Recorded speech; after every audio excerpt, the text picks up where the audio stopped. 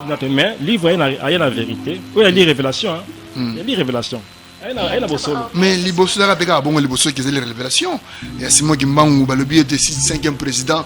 Il y a le président Okambamboka, il y a le Mokonzi, il y a le roi divin. Donc, ils ont bien information belle. Roi divin, comme il faut par hasard, mais bon, on ne se passe pas dans l'encambre. Chaque président a pas dans l'encambre.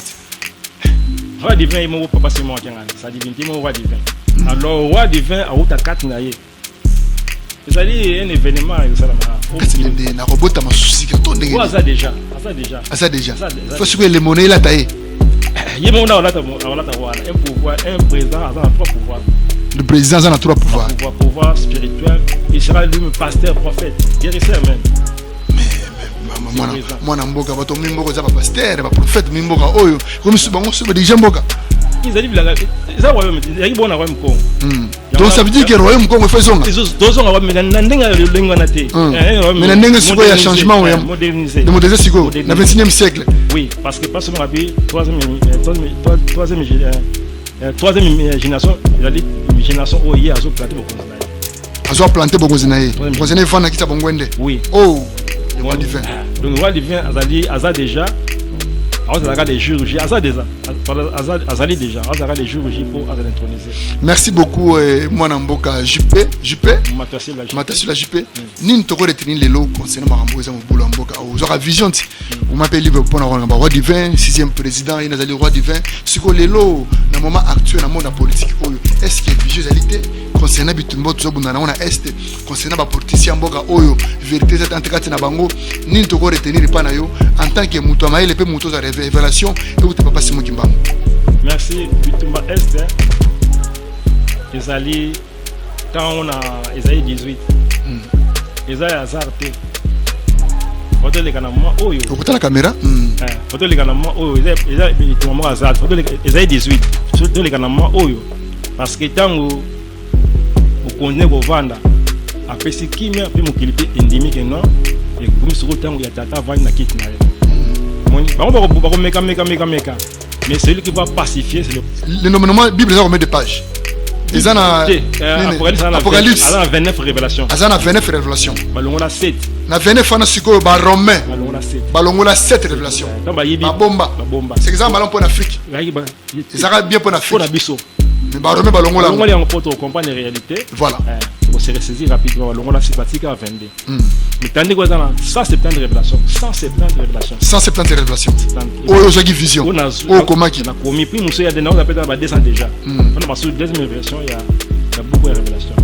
Si tous les plans, si le plan politique, économique, scientifique, si le plan religieux, nous sommes en quartier. Nous sommes en quartier. Nous sommes au gouvernement, il y a des dans la quartier. Ah bon? Tout dans la bonne solo, tu as tout bien par rapport à l'Ikamboya. Tout le monde livre, on attend, on attend Yango. Na place mon commis 5e président, Azali roi divin. Ezali 6e, toi 5e président roi divin. Merci. Ezali il reste à Magiwana. 6e. Roi divin Ali 6e, toi 3e président. Donc roi divin, Azali 6e président. 3e président. Limbo Lebsonan. Merci beaucoup. Au moins dans beaucoup dans Oyo, il y a révélation. Dans la Liboué, ma partie longue dans l'écolo. Pour l'écolo rappeler pour Moko. Beaucoup en avait Bima, Fonamona, soit de papa Simon Kimbangu, soit de papa Kisolokele, soit de papa Diangenda, papa Dialungana, peut-être pas seulement Kiangana, mais beaucoup de Bima. Et bien, c'est que si nous avons ça accord dans Bango, Yankamba, je peux aussi mourir. C'est hautement spirituel. Donc, avant que nous fassions accord, oui. Il y a personne qui mangiste. Oui. Ça peut être accord de Bissau. Pour Bissau, ça. Donc, nous avons avant tout ce moment, nous avons donc encore été panés déjà. Parce que moi, il m'a fait accord déjà. Là, bien déjà. Dans le mettre ma papa révérend Étienne.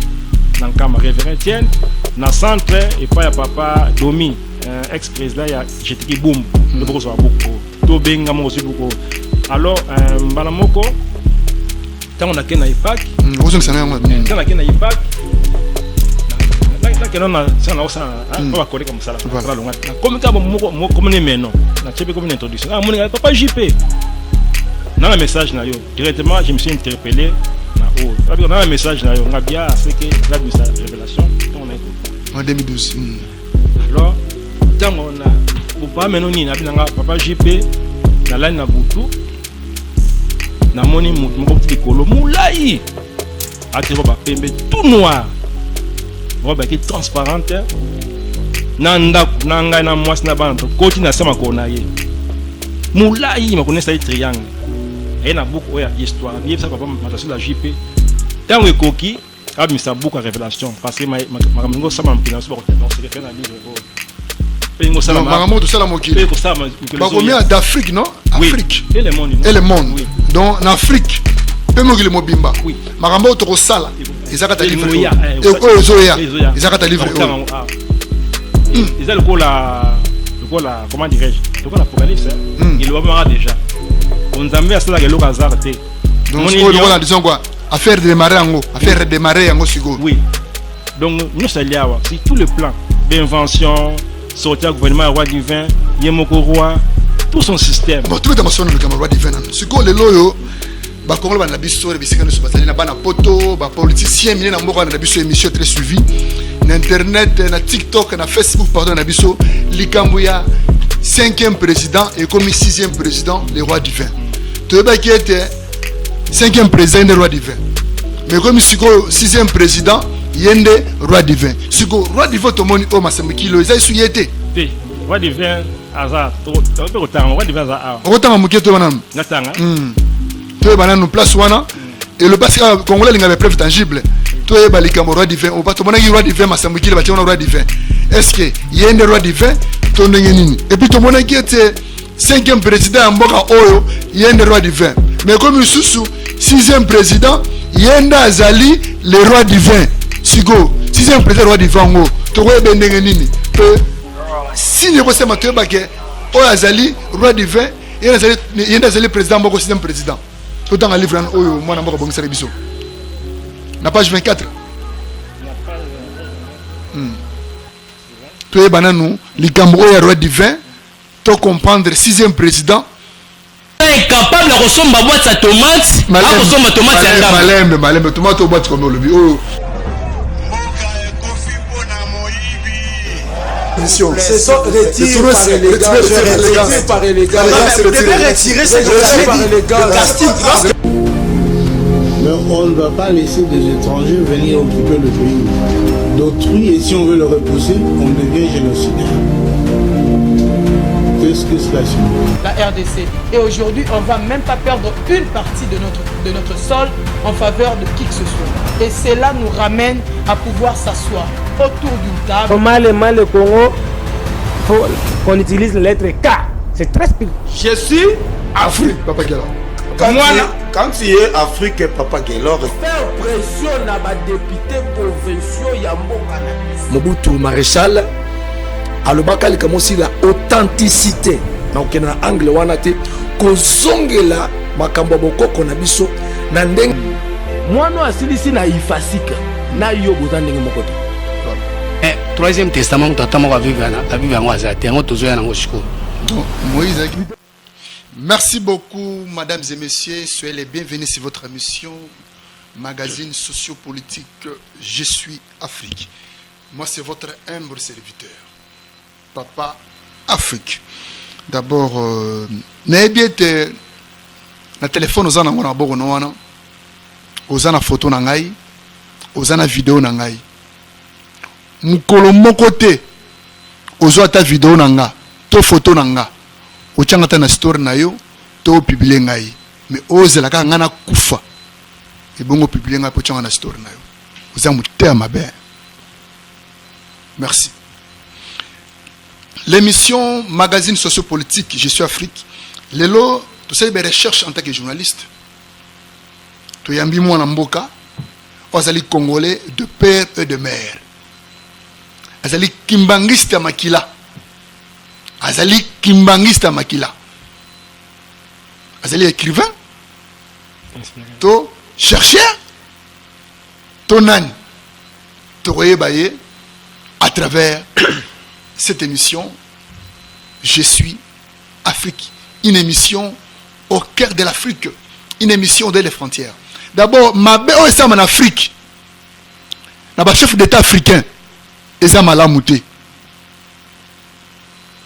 il faut bolingwe tambola à travers les pays africains. D'abord, comme nous les Congolais, nous sommes entourés à travers 9 pays voisins. Nous avons 26 provinces. Nous avons aussi 145 territoires ici au Congo. Nous sommes des Africains. À travers les pays africains, et comme il y a beaucoup d'États, à travers les pays africains, et comme il y a trahison, et comme il y a Moutia Mabé, pourquoi Ah, ngai papa Afrique. Ah, ngai papa Afrique. Pas si na motema comme on était, il n'y a pas l'amour à travers les chefs d'État africains. Il n'y a pas l'amour. On est serviteur de Dieu. Nous avons plein de l'église ici au Congo, même en Afrique, partout. Mais il n'y a pas l'amour. Il n'y a pas aussi un bon enseignement biblique sur l'église. Les brebis est détruire. Et les brebis de l'église est bafoué à travers le continent d'Afrique. Ça n'a pas si na motema au ligne Afrique. Et on a créé une émission Je suis Afrique, une émission sociopolitique. Et c'est l'émission au-delà des frontières. Ça n'a pas si na motema. Pourquoi me pèse ça comme papa Afrique? Pourquoi les gens m'appellent papa Afrique? Vous voyez, Baraté, ça fait du bien d'être un Africain. Oui, je suis noir, je suis congolais, je suis en Afrique, je suis fier d'être africain. C'est pourquoi aujourd'hui on m'appelle Papa Afrique. Moi Namboka. Lelo, toyambio, mbalaliboso, toyambayo awane émission nabiso, Je suis Afrique. Une émission sociopolitique, une émission au cœur de l'Afrique, au-delà des frontières. Lelo batubaye bayo, otali caméra, ozali nan. Merci papa Afrique pour la parole. Pour nous avons une émission à Bino. Et on a lu papa Matoasil JP, écrivain inspiré kimbangiste. Donc comme sur base il y a inspiration. Naza chercheur de mais on a lu écrivain inspiré kimbangiste. Donc comme sur base inspiration. Nous sommes comme d'abord papa Simo Kimba. Ozali kimbangiste? Oui, on a lu kimbangiste. Depuis quelle année vous êtes kimbangiste? Na bodeme kimbangiste. Bodeme kimbangiste? Oui. Oh. Donc né kimbangiste? Oui, né grandi négé kimbangiste. Comme on a comme ya papa Diangenda, papa Matoasilwa, d'apesa papa Diangenda. Donc kombo za nango? Oui, Matoasilwa. Matoasilwa. Mutu apeso kombo wana ezali papa Diangenda. Papa Diangenda na bodeme. Yende mutu apeso kombo wana. Kombo wana. Ezali par inspiration, par vision ou comment? Kombo wana eza pena boye, de maternité à Mayemo. Toleki wana faut cela va na mbili na ngiringiri toleki na monkoto papa atali ngai azana buku moko munene mafisa ngai buku moko munene otala ba combattre wana mama ya beto histoire oui. Mama explique on ezalaki atali étoile na yo atali don na yo atali kombo ekoka na pesi Matoasil donc appelle ça kombo pour na don et puis l'étoile ce que pas au kombo wana au mona ndenge nini mona grâce parce que peut-être de penser à tout est. Oui, comme on a grâce parce que mbumano wango ya kombo wana. Boto kotina masolelo. Si na to bengelo l'émission awa, asaki be recherche en tant que journaliste. To moni okomaka mingi trop. Okomaki livre moko boy on atangaki. O exception mingi makasi koleka. Parce que biso ba congolais to tangaka mingi te. Wa lokuta mabe. Si 100%, to tangaka 20%. Mais tant on attend un livre wana na comprendre la nécessité ya kata livre wana na moni importance ya mayo komi na kata livre wana na moni makambo o komi za mutuye makasi o kutu ba konzamboka bazoluka o kutu ba peuple africain ya mokili mobimba bazoluka ete bayeba me bwanya wana yo ozubwanya na bombi yango na yotando ike télévision bozo koloba yango te siko soki natangaki livre oyo te ndenge yeba ndenge nini boza na chaîne télévision entre na koloba komo rateliki eza wana Qu'est-ce qui manque lelo? DG, cordon, il y a chaîne télévision, RTV, Rateliki. Ah, mais c'est espace, olimola, oyo komaka, oyo, pour battre pas implice dans mboka oyo. Pour être ngai na tambola ki, na moni livre, na sombi yango, na moni biloko mutuya na kati. Et là, comme on touché dans livre, oh, ils allaient prendre le bac et les rois divins. D'abord, tu es banane, livre, donc banane on dégaine. Merci papa Afrique pour la parole. Livre est inspiration. Donc côté la combo ya pas d'engenda, c'est un combo wana. Côté la ndenge papa c'est un bimininga na âge ya 7 ans. Papa Simon Gimbangu. Oui. Abimelo, pardon. Todingue te pas passer l'émission très suivie. Oui. Papa Simon Gimbangu, Oyali Puta. Oui. Abimelo na Asia. Il y a 7 ans. 7 ans. Malobana Morana.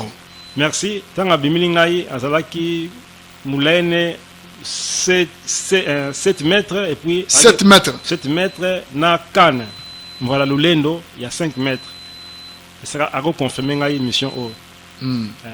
Abi voilà la vision na ponio na peso musala après et ko lekanango na pusani a kamwa après ne komona na lali ne se trouver na bureau nazo koma ba papier de péage ke belé likola mais c'est belé pena ba ka me belé nazo koma na ngai na mona ka pas seulement apparaître nazo ta pas se poser yemo kaka nazo ta pas solo kel. Les pendant qu'on a mis canapé pour moki na lingomba azuli liboko ni achele kola ba papier les picateurs qui par papier kola ya bureau ya mesa ali kola komi koninga pas que c'était longa liboko papa longa liboko likolo zo ninga ninga na makasi anazui biki na kangimi na chebiki na mutubo e tant likolo ninga ni ali konko sa molo minene moni amphithéâtre zukwe na mabele mabele ko contenir charge mabele ko basculer loin libre na mikanda natala bokimia na famille soboy pas que celui qui a disparaître après ne la source ne remona na désert na fuka na désert mi pas de na zoya wana ba azasute azoya ataki noir na moi na simata ki roba pembe kitambala ya pembe baga ya pembe na ba shete ya pembe na moi excusez moi tasse moi plateau ya batasa mike ya maya kama ndé pas dina osasa na monkoto wana kana ndoto kana vision wana kana vision kaka toujours na vision ozomona aye na tcheboko abi ozali kama tata Simon Gimbangu ozali kama tata Simon Gimbangu gangi makasi 3 fois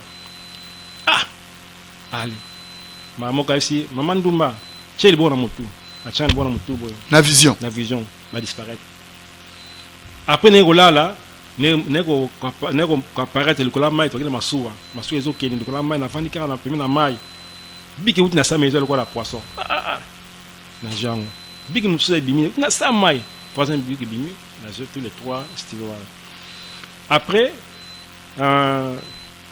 papa wa botinga autai musala na musala tanga zoya a comme la croisement Birmanie avenue Ngirenge na fula moni 3 biki asika ya blé à l'oroti yango comme nandaku papa bangite mais amonika 3 biki asika l'oroti yango est-ce que nini papa c'est papa avant ndoto wana to papa to ba yango déjà ay bagite na ndoto na butu nango ya papa bimi na ye ya na musala ala na musala sikwa zoya na koya na enda moni 3 biki wana oyo lotaki na ndoto voilà na komi na ndako nazo expliquer ndoto bien ba biki pe yango c'est na biki après on a apparaître abina ngai tata peso musala banda ko kwa makambo lozo c'était comme ça ce qu'on allait na butu nazo ba message nazo koma livre comme na 2012 au combien on a 2012 voilà nazo koma l'accès libre en boy l'accès en télévision nazo koma au combien en 2012 caméra ngwana na 2012 na commis document ils en a 170 révélations 170 révélations nous ce que ya tandis que la Bible en a que 22 Apocalypse 22 révélations Bible en a na révélation na Apocalypse en a 29 révélations on a 7 va romain dans ça triage va on 7 ils tout droit sur Afrique balongo 7 ou donc baromé balongo la 7 pages à livre 7 pardon 7 révélations le nommement Bible ça combien de pages ils en a Apocalypse a 29 révélations azana 29 révélations balongo la 7 na 29 ana siko baromé balongo la 7 révélations bomba c'est exemple balon pour l'Afrique ça bien pour l'Afrique mais baromé balongo la on va pour comprendre la réalité voilà pour se ressaisir rapidement balongo la 7 batika 22 mais tandis que ça 170 révélations 170 révélations oh ça qui vision oh comment qui na komi puis monsieur ya de na on appelle dans 200 déjà on a passé deuxième révélation il y a beaucoup de révélations si tous les plans si le plan politique économique scientifique si le plan religieux nous sommes la katia na sauté gouvernement il y a roi de dans la katia ah bon tout dans la bonne solo mutu ya to bengala par rapport à likambo ya to mon livre on attend yango na place mo komi 5e président azali roi divin ezali 6e to 5e président roi divin merci ezali il reste ma kiwana 6e roi divin ali 6e to 3e président roi divin donc roi divin azali 6e président to 3e président limbole bisonan. Merci beaucoup. Au moins, dans beaucoup il y a révélation. Dans la Liboué, ma partie longue dans l'écolo. Pour l'écolo, il y a blessé là. Pas 5 fauteuils bimés. Président Kassavoubou, Mobutu. Voilà la révélation. La révélation. Ils ont fait dans 4 années. 5 fauteuils bimés dans l'écolo. Dans blessé, ma partie longue. Président Kassavoubou, président Joseph Kassavoubou, président Joseph Désiré Mobutu. Président Laurent Désiré Kabila, président Joseph Kabila, président Fachi. 5 présidents. Voilà 5 présidents. Alors, au 6e, il y a la casquette, il y a roi. Donc, ça veut dire que 6e président, disons, il y en a disons quoi, les rois divins. C'est le roi divin, 6e président. Donc, les rois divins, ils ont le 6e président. Il y a un beau au Congo. 3e. Parce que mon président Kassavo a un totem na Lyon, drapeau na ye, hymne national na ye, nambongo na ye. Mobutu président na ye, totem na ye, léopard, monnaie na ye, comme république, na hymne national na ye. Ce que bana Mobutu a kenda, tout ça est l'or à sécater. Le roi divin, il vient avec sa propre politique, tout son système. Ya yemoko. Mbongo na ye, comme monnaie mboka, drapeau, hymne national. Le système, donc il a 3 pouvoirs. Pouvoir spirituel. C'est compliqué pour toi. On va le Congo changer un jeu Mbogo ya su Congo te changer Congo to ndengeni. Par rapport à la révélation. Congo kozango. Mais akoro modifier mon moké, mais système politique changer tout. Nous c'est changer. Comme bon continuer mal besoin pas non. Donc le roi divin a 3 pouvoirs, pouvoir spirituel, pouvoir politique, na pouvoir scientifique et économique. Parce que le roi divin, c'est un éclaireur, c'est un pasteur, un prophète, un visionnaire. Donc, le roi, c'est Papa Simon Mbangu Yemoko. Le roi divin, c'est lui-même Papa Simon Mbangu. Donc, c'est Dieu dans ces rois. Parce que, au moment où Israël ou Akala, Dieu avait envoyé plusieurs rois. Mais ils ont échoué. Basi Wakosi Bango, Basi Belé, Balani Banzama, Basi Nango tout consort. Alors, moi, que non.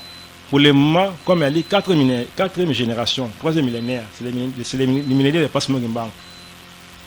4e génération, c'est notre génération. Maintenant, Dieu est descendu sur terre, il voulait maintenant implanter son système, le roi divin, Yemoko Nzambe, roi. Tous ces conseillers sont des hommes de Dieu. Ah bon? Il n'y a pas de gens d'hasard, ce sont des hommes de Dieu. Bazar déjà. Ils sont automatiques. Moi, je Makumbo commis, disons quoi. Papa nanga yimo bangi sabiso makasi koleka yangwana esozo banga te blozo lobate te nga yuti papa so na banga te abinanga koma ezaki ndenge ni fona bisa makambo na bana ko sana impact tozui repos na zoko te no te makambo ya madavani na so Papa Simon no te histoire de l'église histoire de Jésus-Christ sur la terre spécialiste Simon Gimbangu. Noté Matia no kitoko malheureusement nous manque au coma. Au salon on a 2008. Mars hein. Bino Wagimangi c'est malheureusement beaucoup maratenga bino on a l'écrivain inspiré. Ba biya na book. Na book na ipa na teki ba sombi. Il y a à peu près 15 exemplaires. Matia no kitoko. Alors Tant ça la kuna en tout cas moment qui est très difficile, salaire moké OK makolo nako décider na démissionner. Tant na démissionner ngai na saka 2 semaines ndako. Ndé service ya personnel bien sengai. Tant cette personne bien sabino yaka la bureau ozwa mo iloko na. Et na kina bureau ka boye. Et na hôtel na beaucoup moko. Beaucoup on avait bima fona mona soit de papa Simon Kimbangu, soit de papa Kisolokele, soit de papa Diangenda, papa Dialungana, tout passer moi Kiangani, mais beaucoup bimi. Yaba c'est que si na bisongo ça accord na bango yankamba, je peux aussi mourir. C'est hautement spirituel. Donc avant mission frère ba accord. Oui. Il y a pas spirituel qui mangiste. Oui. Soit pe ça accord no mission. Bimi. Ko bisa bo ça. Donc non ils a beau avant tout ça mango bola beau donc accord te pas déjà. Pas Simon qui m'a passé accord déjà. Bah bien déjà. Azan déjà. Nanka mettre ma papa révérend Étienne. Nanka ma révérend Étienne na centre et pas ya papa Domi, ex-président ya j'étais qui boum. Le beaucoup soit beaucoup. To benga mo aussi beaucoup. Alors mbalamoko tant on a ken na IPAC. Ozong sana ngo. Tant na ken na IPAC. La ken na ça na ça pas coller comme ça la longa. Na comme ka mo comme ne meno. Na chebe comme une introduction. Ah mon papa JP. Dans le message na yo directement je me suis interpellé. Dans un message, on a bien c'est que la révélation, on a écouté. En 2012. Alors, quand on a, pour pas mener papa JP, na la na butu, na moni mout, mon petit colo, moulai, a tiré ba pembe tout noir, robe qui est transparente, nanda nanga na mois na bande, côté na sama konaye, moulai, ma connaît ça triangle. Et na beaucoup histoire bien ça papa matassu la JP tant que coquille a mis ça beaucoup à révélation parce que ma ngo ça ma kina so ba se réfère à livre pe ngo ça ma ngo ça la mokili pe ko ça ma ba combien d'Afrique non Afrique et le monde et le monde donc en Afrique pe mokili mobimba makambo to ko sala ezaka ta livre e ozoya ezaka ta livre ils a le la comment dirais-je le ko l'apocalypse il le voit déjà. On a ça que l'eau hasard té. Donc on a disons quoi affaire de démarrer en affaire de démarrer en sigo. Oui. Donc nous c'est là si tout le plan d'invention sortir gouvernement roi divin yemoko roi tout son système. Bon tout est mentionné le roi divin. Sigo le loyo ba ko ba na biso bisikana so bazali na bana poto ba politicien mine na mboka na biso émission très suivie na internet na TikTok na Facebook pardon na biso likambuya 5e président et comme 6e président, le roi divin. Tu vois qui était 5e président des roi divin. Mais comme 6e président, il y a des roi divin. Si le roi divin, tout le monde est qui le été. Roi divin, hasard. Roi divin, hasard. Autant que tu tu es dans place et le passé congolais il avait preuve tangible. Tu es le roi divin. Au pas tout le monde est roi divin, mais c'est le roi divin. Est-ce qu'il y a des roi divin? Et puis tout le monde qui était 5e président en Mboka Oyo, il y a un roi divin. Mais comme il sous 6e président, il y a un Azali, le roi divin. Sigo, 6e président roi divin, tu vois Bendengenini. Si nous avons fait Mathieu Azali, roi divin, il y a un Azali président, Mboka 6e président. Tout dans le livre en Oyo, moi, je Mboka Bongisarebiso. La page 24. La page 24. Tu es bananou, likambo ya roi divin, tu comprendre 6e président, Yenda Azali, le roi divin.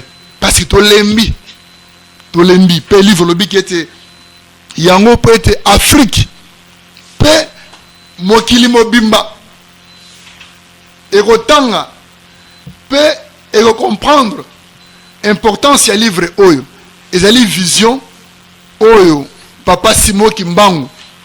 Kiangani apesa yo ke debiso bayindo pe mokili mobimba yango so lelo to comprendre to eba likambo ya roi divin pourtant natanga livre o tant natangi yango antake papa Afrique natangi livre o na bino livre en question très capital to kana limbo la biso na page combien page 13 page 13 4e paragraphe voilà 50e révélation. Dans la nuit du 24 novembre 1994, je dormais, je me croyais au centre d'accueil Kimbanguiste. Nous étions nombreux, je ne savais pas ce qu'on faisait, comme à l'ère de l'église. Je vis des véhicules qui voulaient sortir, mais celui qui devait ouvrir la porte n'était pas présent. Ces deux véhicules sont stationnés à l'intérieur du centre devant la porte. Un homme vient de sortir du premier véhicule. Il était bien habillé, tout à fait comme un roi. Il tenait entre ses mains un appareil de communication Motorola, en train de causer. Il a appelé un soldat du grade de lieutenant général. Lorsqu'il est arrivé auprès de cet homme qui est habillé comme un roi, il s'est mis à genoux pour entendre ce qu'on devrait lui parler. C'est ainsi une voix sortie d'un vide qui me dit, celui-là c'est le nouveau président. Ah bon? Donc, na uti na ndaku, na koti na centre.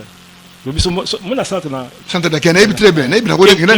Tu as tout droit, très bien. Moi, Bigozana, qui est na komiwana na Kimbangiste teme na kenda kuna deja na tabu centre de Kenya, na penkamba, na utana simo Kimbangu, na Kilongo, na kota Kilongo, na mona pe Mankamba, na kenda na mission, na délégation, il y a ba chef coutumier ya Afrique centrale.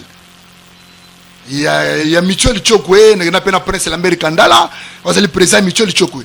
Na chef coutumier aussi moi Kimbangu ya Magana Nkamba, ngam na chargé à presse, il y a Michel Chokwe.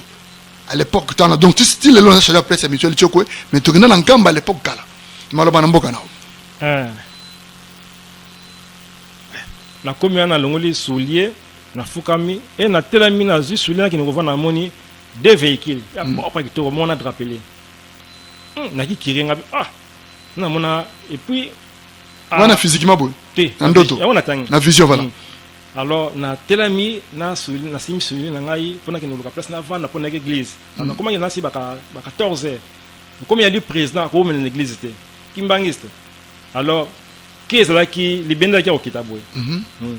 Peut-être mutu na soit ko se soulager a bimi na véhicule na liboso. Roi penza. Aso na Motorola. Na kamwe ngabi na mona mtata boyeta. Ngamoko aso na yemoko. Ala cheli boko na deuxième véhicule. Oya bimi na 3 étoiles. Abimi tanga yepane afukami. Mgongo ti likolo. Et bien c'est là c'est le roi du vin. C'est le roi du vin. C'est le nouveau président, c'est le roi du vin. Le 6e président. Moi la mugi vision. Santa ou de prière.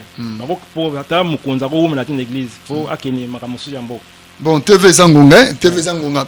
Ni siko lelo to go retenir conteneur d'abord parce que nous tobeta masolo mingi to bengi so mingi na bibi tobeta mission mingi belé ba to ba comprendre mission les gens qui toko makasi. To ningi ba to ba comprendre voilà. Ce que le to moni oyo basamukili ba commissaire roi du vin. Est-ce que roi du vin moi zaïe tout ce deux ba sous tes deux anane to comprendre vraiment. C'est moi boyena akenda na centre. Et pas papa César, avant ça l'émission Bazoba à l'époque. Il avait célèbre émission. Disons émission Bazoba. Na papa César, papa Afrique a son mbote. Émission Bazoba. Mbote c'est Gozali. Donc de la part de papa Afrique. Na on s'appelle un jour quand tu l'avais na bile longo. Papa César ben sengaye. Abi na ngayaka na babuku nao. Na kiabi na babuku na ngosoma ngote parce que ngana osala yo yebana. Pour l'émission Bazoba, les émissions très célèbres. Alors, abina ngai tala ba vidéo mutu moko na fa na France munyanga asali cérémonie kuna na France ba introniser roi du vin. Après cérémonie azu avion a kiti akena kuna banyanga asali cérémonie coutumière. Ce qu'on fait la cérémonie religieuse pour nkamba a confirmer. Tant azu na ayena bisi musique ba comme kuna les causes ça déjà roi divin été roi divin zali siko siko to bendenge nini. Merci beaucoup parce que la minute élection et seulement to voter roi divin ndenge nini to ba kimuta to voter ka bo sange ba roi divin wana ils ont mystère caché ensemble to ndenge roi divin ba voter ils ont mystère caché ils allaient c'est que parce que on a révélé ndenge wa ça l'introniser mais ils allaient un événement ils allaient pour roi bima événement et puis historique ningi za quelque chose ba l'événement ba le 4 de janvier bloc moko za ndeti pour tada ala sangoya naye pour mukili fe banga ah bon mukili fe banga même yo États-Unis bakobanga kwa wana. Il va s'imposer azali autocrate, démocrate, autocrate parce que na likolo kuna pas seulement à ça la système ya théocratie. Comme on dit qu'il y a alors qu'il y a autocratie, un roi autocrate, système pouvoir vertical. Alors dépend de mon côté. D'ailleurs les mondes vont dépendre du roi divin. Ah bon? Oui, le monde entier va hollander parce qu'il y a un niveau. D'abord Afrique mobimagnon surtout. Oui, Afrique. Voilà le roi divin. Et puis mokil mobimagnon. Oui. Il y aurait le soulèvement dans le pays moussous. Maintenant le soulèvement dans le pour la démocratie, et pour ça souvent pour l'autocratie. Dans la Congo vendu dans quelques temps. Et à pacifier quelques temps. Ce qu'on a en matière politique, le lot est que 6e président, il y a dans la roi divin, il y a des rois divins. 6e président, il y a des rois divins. Donc à la 5 longue été, à Misra il y a 5 présidents. 5 présidents, pas Koki, papa Kasavubu, papa Mobutu, papa Mouzé, papa Joseph Kabila, papa Félix, 5 Bakoki. Pour nous montrer besoin de quantité. Après c'est montignon ça. Mais tu vois, le 5e président, il y a des rois divins qui m'a dit que c'est pas bon à l'époque, non? Il y a 6e président. Le 5e président, il y a des rois divins. Mais livre il y a la vérité. Oui, il y a des révélations. Il y a des révélations. Il y a des solo. Mais les boss là il y a des boss qui ont les révélations. Il y a Simon Kimbangu, le était 5e président, il y a des présidents au Kambamboka, il y a des Mokonzi, il y a des rois divins. Donc, ils ont des informations belles. Roi divin, comme il faut Ayeba. Par hasard à téléphone comme. Mais bon, nous sommes pas dans l'encambre. Chaque président a dans l'encambre. Roi divin, il m'a pas seulement ça divinité, mon roi divin. Alors, roi divin a eu ta carte naïe. C'est-à-dire un événement au Salamara. Qu'est-ce que c'est na robot ma souci quand on est. Ça déjà. Faut que les monnaies là taillé. Il y a un pouvoir, un président a 3 pouvoirs. Le président a 3 pouvoirs. Pouvoir spirituel. Il sera lui-même pasteur, prophète, guérisseur même. Mais moi namboka bato mimboka za pasteur, ba prophète mimboka oyo. Comme ce bango se déjà mboka. Ils arrivent là, ça royaume, il y a bon royaume Congo. Donc ça veut dire que le royaume Congo fait zonga. Ils ont mais ndenga le linganaté. Mais ndenga siko ya changement oyo. De moderniser siko na 21e siècle. Oui, parce que pas seulement rabbi 3e génération, la génération oye a planté beaucoup de naïe. Azo planté beaucoup de naïe. Vous avez fait qui ça bongwende. Oui. Oh, le roi divin. Donc le roi divin a déjà les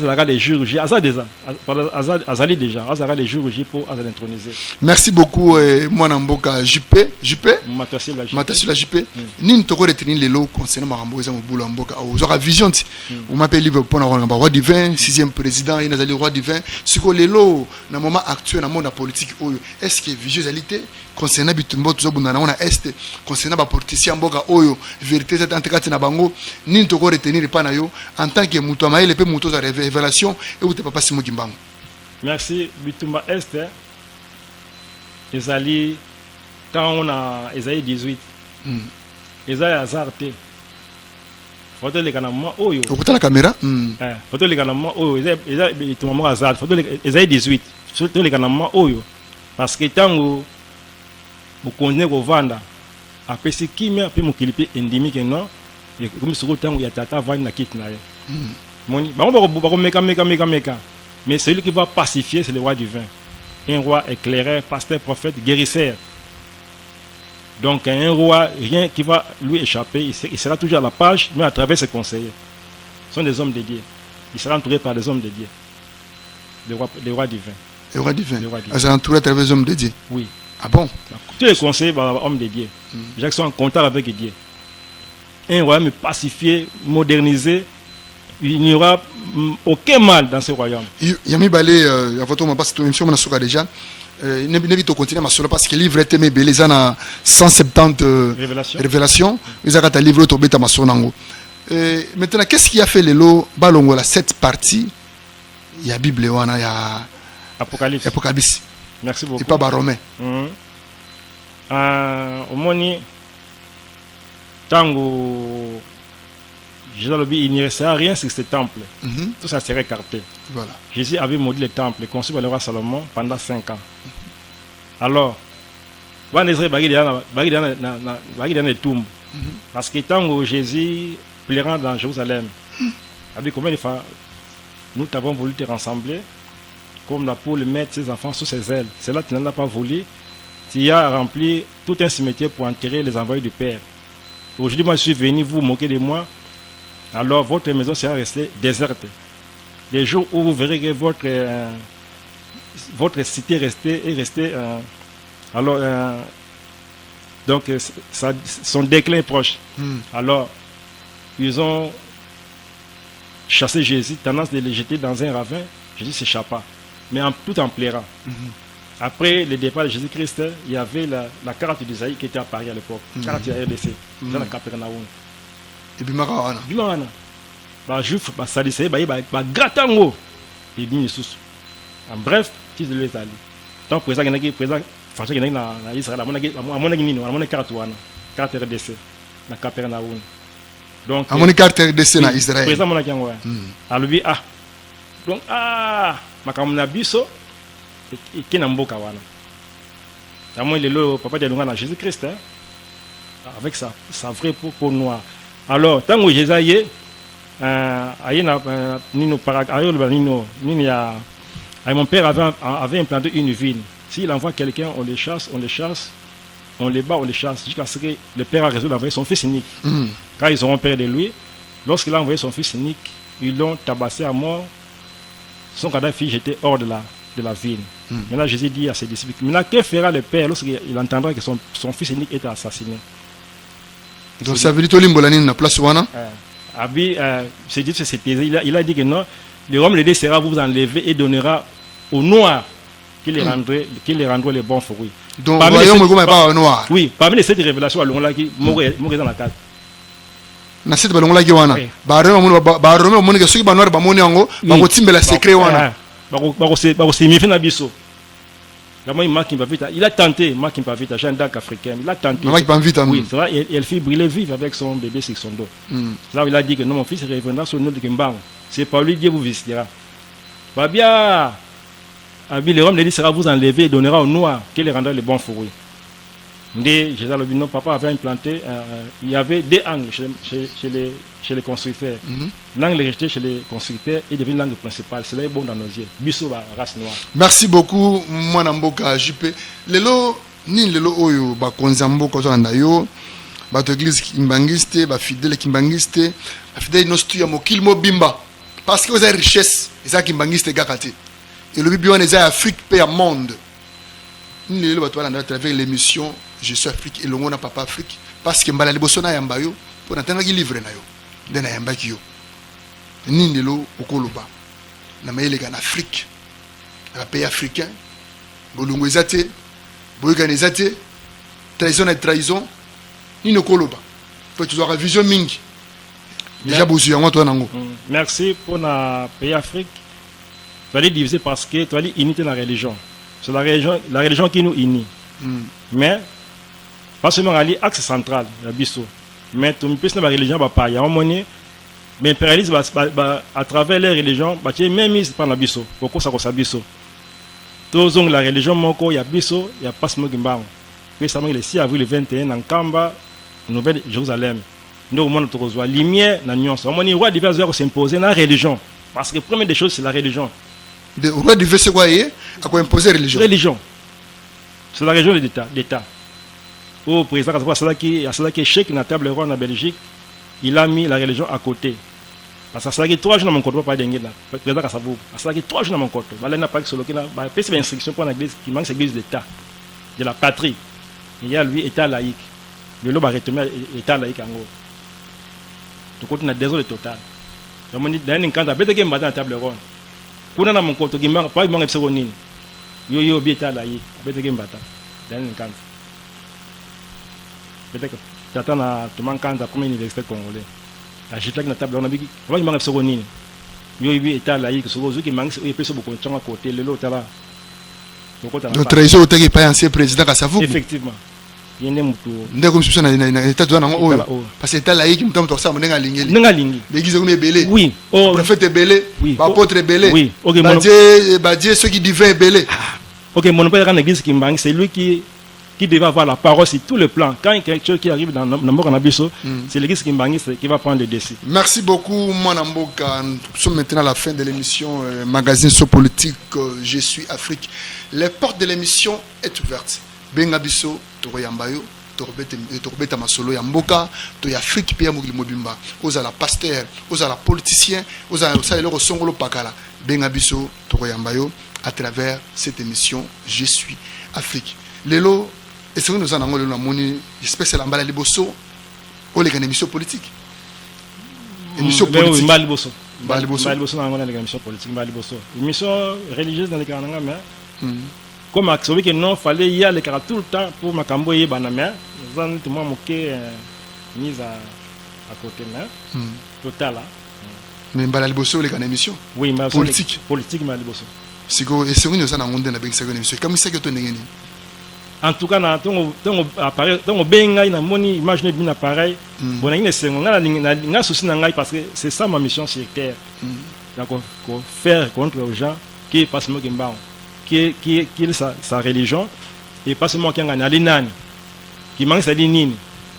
Moni nango na komi mais na ne bani pendate. Na kosenga mingi na papa Simo Kimbangu. Na kutana na Nkamba na ba chef coutumier à l'époque papa Simo Kimbangu. Olobaki oyebinga très bien. Ngai papa Afrique. Place idée ya kombo yuta papa Afrique. Tokutana na Nkamba na ba chef coutumier papa Simo Kimbangu. Nakina na Nkamba tokutana na yo.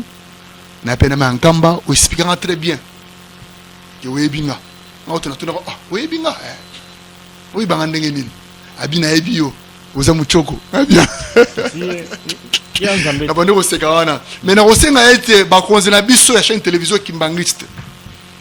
Na kosenga bakonzi na biso ya chaîne télévision Kimbangiste. Bandeko na biso ya chaîne télévision Kimbangiste. Ngai papa Afrique. Gelor Mununga. Na sengi bino ete tokolinga bo créer espace moko. Na chaîne Kimbangiste pour na tata o JP. Rejizoye. Tata oyo. Alo bakabiloko na télévision. Na vision oyo papa Simo Kimbangu apesa ye. Pete vision azwa asala ba livre oyo ekobikisa Afrique. Pe mokili mobimba. Poto ya babolamu mokasi ya roi divin oyo robongo la Congo. Nelamba ya sika. Bosenga nande yango wana. Merci beaucoup mesdames et messieurs. Nous sommes à la fin de l'émission Magazine sociopolitique Je suis Afrique. Bino bato bofunda bato. Ba unité na bino, ba mega na bino. Ka ofunda bato kaka. Ngolonga na ofunda bino pezali. Papa, obami ba lemisato fotozolanda yo à travers l'émission. Merci nenge papa Afrique la ninga na émission, na sengo mingi. Alors, ba buku oyo, bozo yango. Bozo buku oyo, bozo yango wapi? Ba buku bozo yango soit na Nkamba et pas papa révérend Etienne, soit na centre et pas papa Domi, soit pas na Ngamoko na numéro. Dans la centre Kimbangiste hein? Oui, na centre Kimbangiste, d'accord Kimbangiste aux pas papa Domi, tout pas na Ngamoko papa Matasilwa écrivain inspiré Kimbangiste, numéro na Ngango 089 50 80 317 089 50 80 317 089 50 80 317. Merci beaucoup mwana mboka batumba lembo to zolanda yo. Mbote mingi na sa divinité parce moi kiangani yende nzambe apesinga makambo yo musala. Mbote mingi na Nkamba Nouvelle Jérusalem et puis mbote na dibota na ngai na mwana yaki na ye na mwana Peter le banda kuna montation la Jospin mbote na ye et puis na peste mama Ilunga mbote bon mbote pe na madame nanga na ndako na mama ma chef de cellule na biso kuna na camping na pesi mbote mingi. Merci beaucoup mesdames et messieurs, c'est Papa Afrique, l'homme de la simplicité comme beau jour. À la prochaine émission. Je suis Afrique, première émission socio-politique au cœur de l'Afrique. Je suis Afrique. Papa Afrique. Bino bato bafundaka batu. Papa Afrique. Bino bato bafundaka batu. Papa Afrique. Ba unité na bino